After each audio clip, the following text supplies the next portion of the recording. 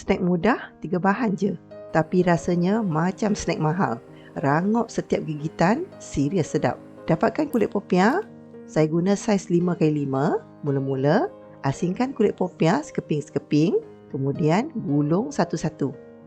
Hujungnya, basahkan dengan air dan lekatkan. Gulung sebanyak mana yang kita nak. Selesai, sediakan kuali menggoreng dan goreng dalam minyak yang sederhana panas. Balik-balikkan supaya masak sekata. Goreng sampai warna keemasan, angkat, tiriskan minyak. Seterusnya, masukkan dark coklat ke dalam cawan. Pastikan bekas tahan panas ya.